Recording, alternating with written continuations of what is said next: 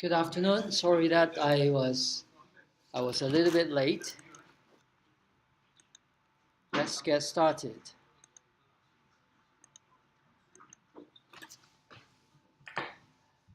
Last week we talked about a topic called configuration management. Let's settle down, okay? I hope all of you had a great lunch. So last week we talked about something called configuration management. We use configuration, well, to manage different versions or different variants. If let's say if we're selling to different customers, maybe we have created a new version, but it's a busy season for our customer. They may not want to migrate to the new version at this time to reduce the risk.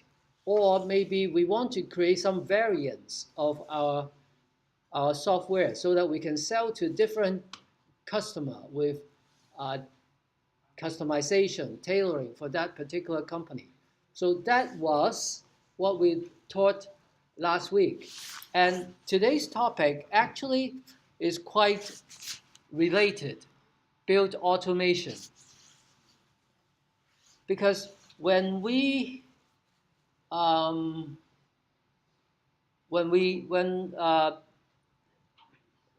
those configuration management system tools, actually they often have built-in tool to do the build automation for us. But first, I think I didn't put down a definition of build automation. So a build automation is a tool that allows you to build your system. No matter how complex is your systems. Maybe your system has several hundred files altogether to create something to execute. So imagine if you have so many files, if you don't have a systematic way of handling the build, it's very difficult to build the system right every time. So we would show a very old tool, but still in use by C programmers called Make. And then we'll use a Java-based tool called Ant to help you build a project or to run a JUnit test and so on. And at the conclusion, we'll discuss some different philosophy of different build automation tools. So the idea is many of these build tools has some similar characteristics. So learning one will make it easy for you to learn another one. But there's also sometimes, occasionally, there would be philosophical difference so that you need to make additional adjustment beyond the syntax, okay?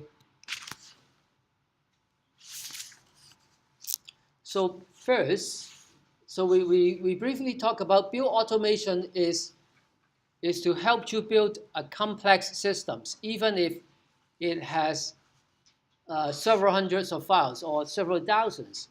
And that is actually the motivation, part of the motivation, because imagine if you have to create many files, many executable, how are you going to, well, first, the step is going to be tedious because maybe you need to enter several dozens or even hundreds of compilation commands if you need to rebuild the system from the ground up. And also, in addition to your own programs, you may be linking to other people's library. So to link to other libraries, you have to specify where to find the library, what's the name of the library, and the correct commands is going to be quite tedious. And compilation and linking also have options. Sometimes if we use the wrong options, the system will not be usable. Okay, so we want so if we use build automation, we know we can stick to the same set of options every time in the future. Okay, if we automate it. Okay, and the fourth point says, well, if you have several hundred source files, sometimes you just update one file. So do you want to recompile everything? Well, to recompile everything will be very slow, okay? So usually we would just try to compile whatever that's changed, and the other ones we try to leave it untouched, so we don't need to recompile everything. So this can help us to save some time to do some preliminary testing. Okay, so we just try to compile. If the preliminary compilation, preliminary testing is good, then maybe we keep it like that, or only when we need to release the system to the customers, then we would rebuild everything from the ground up. But normally, for a small change, if we're not giving a new release to the customer, we may not need to recompile everything. So automation tool, if it's smart enough, and in fact all of them has this basic intelligence, is only do the compilation when it is necessary, when it has been updated, the file. And of course, so, a big system can take hours to compile and link. So you don't want to do that every time for a small change. So this try to save time by doing it selectively. So you only recompile the updated files. The file that's not changed, you don't recompile them. Okay. And how does build automation tool relate to configuration management systems? Sometimes some of the most powerful configuration management system has some built-in build automation features. So you can use the configuration management system to do build automation. Or sometimes the configuration management system may have something we call hook. That means you can call another external build tools to do the build for you. So this is also another possibility. And some of you may be using your NetBeans. Actually, your NetBeans has this hook to connect to some of the build tools. So potentially you can use Eclipse or NetBeans with the build tools that we're going to discuss. So the benefits of using and learning build automation is, well, because it helps you manage large number of files better, okay? And also it saves you time to enter many commands to do. Of course, today build automation tools is not the only way to solve problem, because as I mentioned, you have Eclipse and NetBeans and other IDE. Actually, they may be calling the build automation tools behind the scenes. So you only need to know how to use NetBeans. Just like sometimes some configuration management system allows you to use them to call build automation tools. Same way, the IDE that you know that you have been using may also be doing that job for you. So you even though you are using build automation, but you don't even know, because it's hidden behind your IDE. So the IDE is doing the front end work.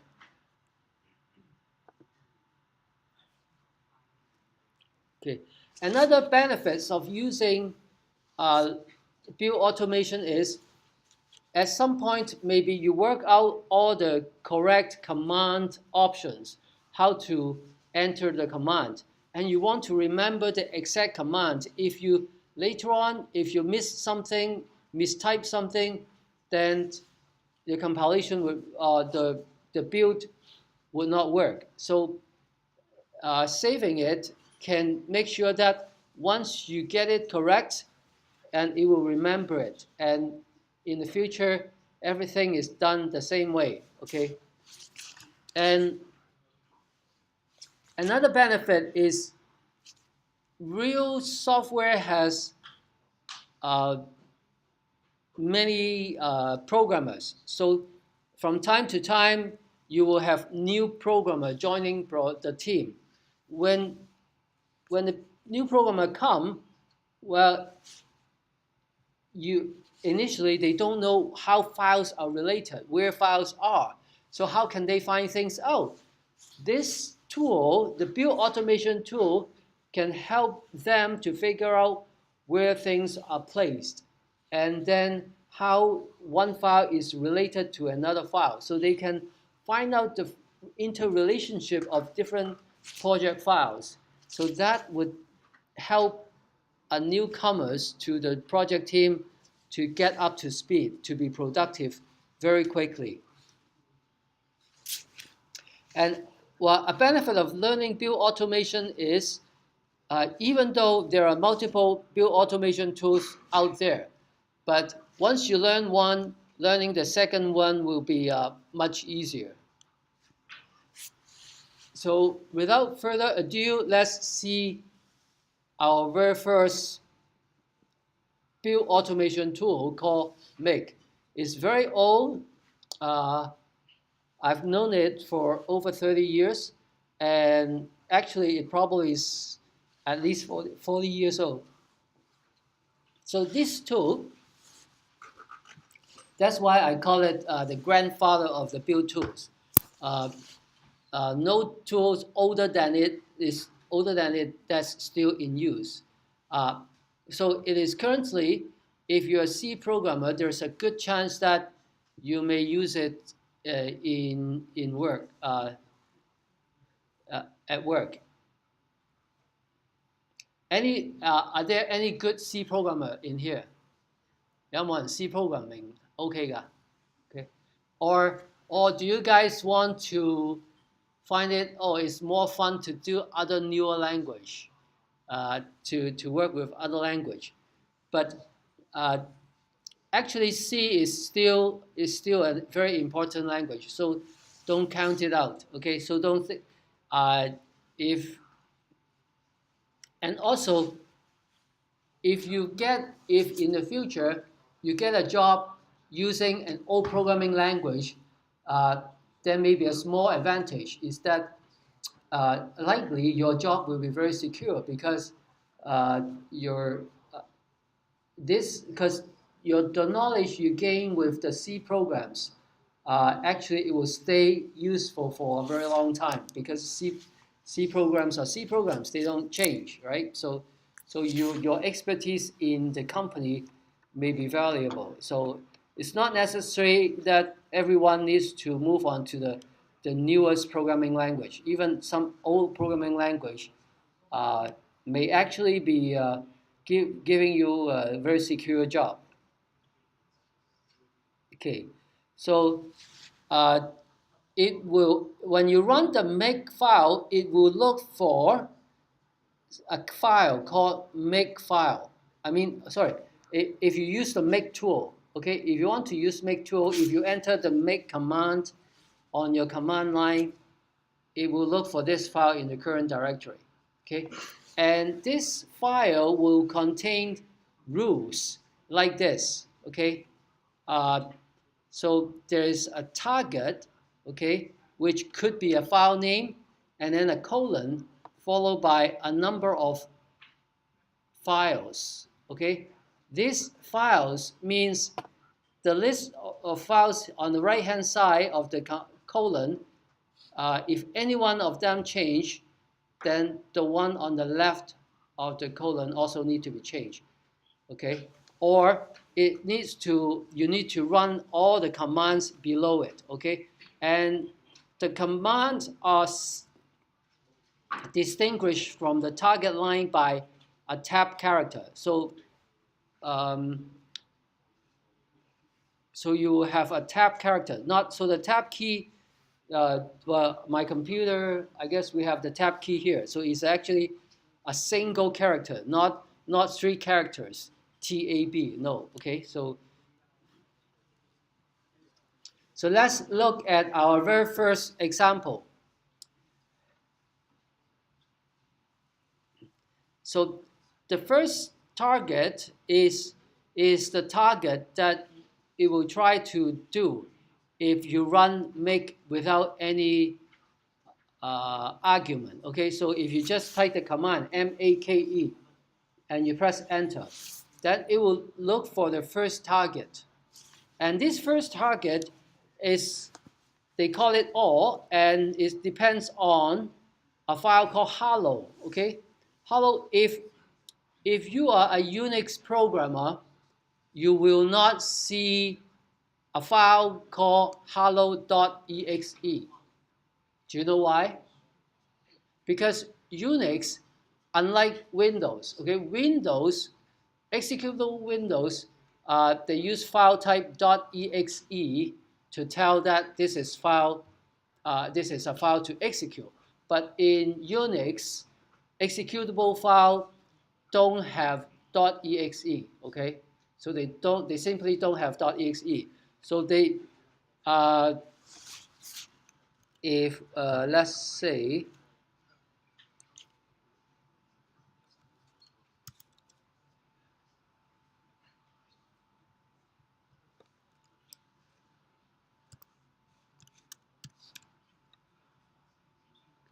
well, these are some files that you can see. If I go to, let's say, if I go to applications directory, you know, because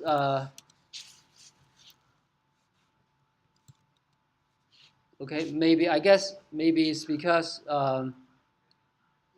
their system file that it will be invisible. But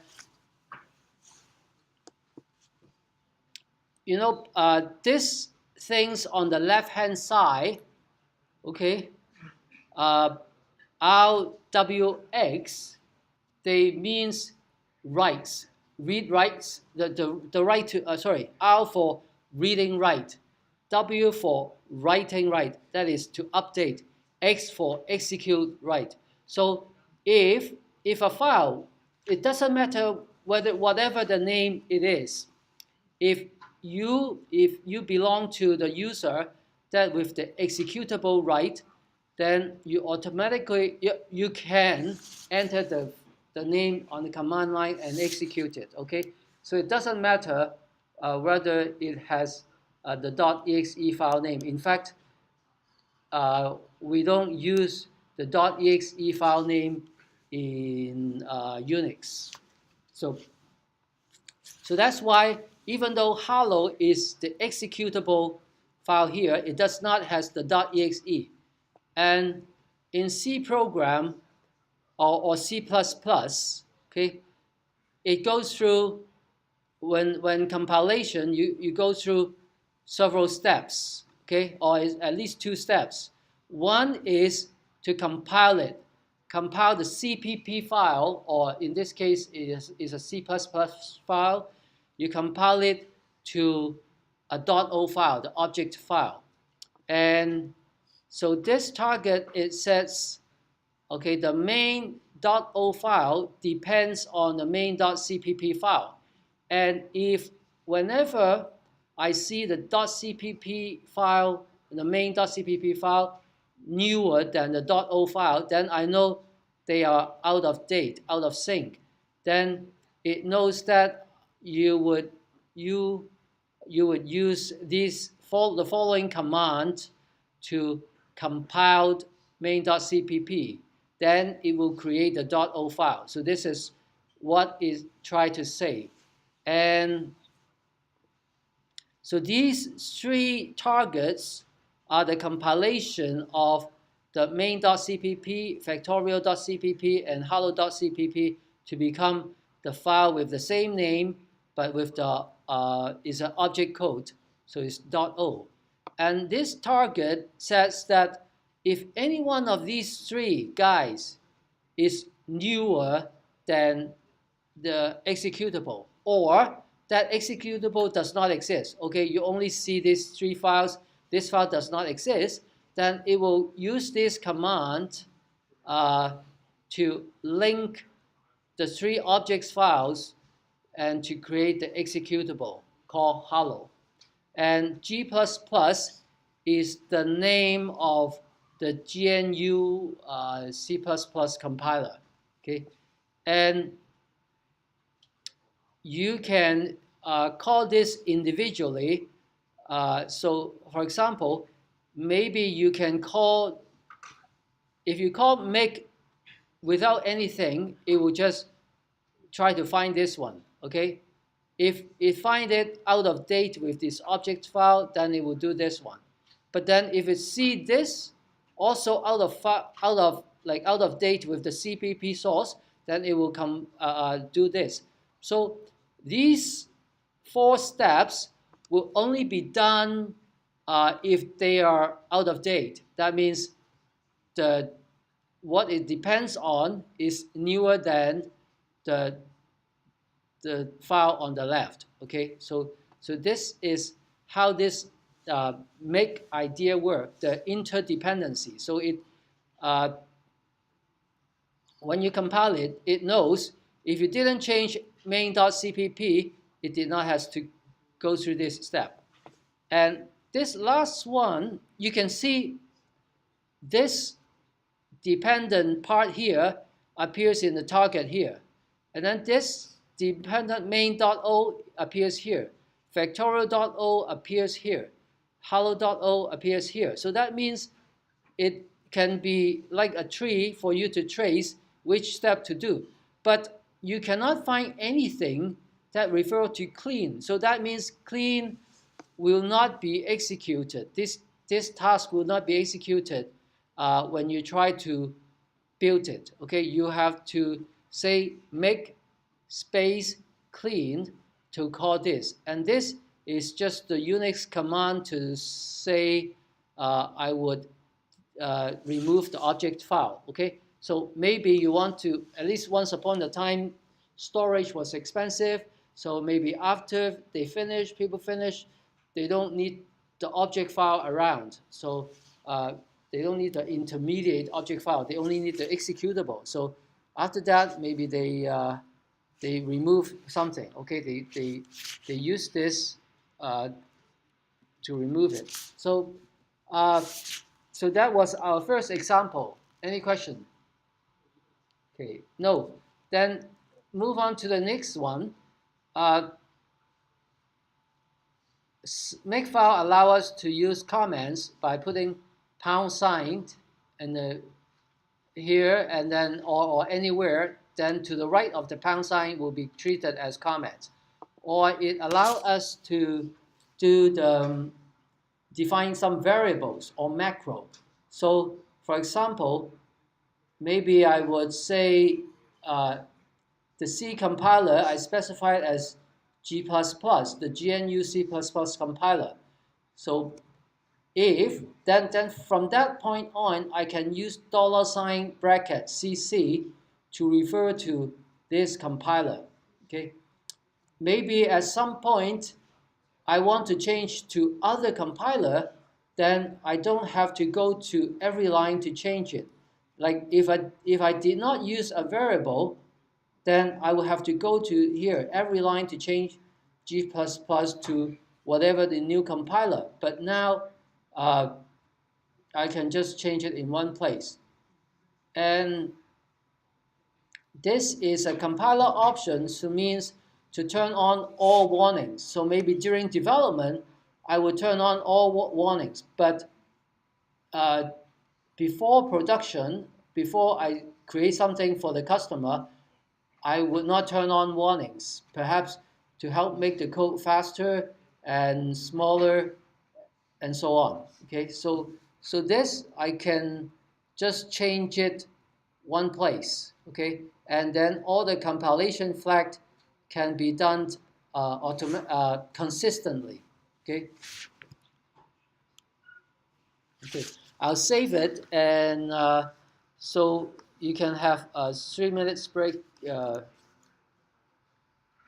before we move on to the next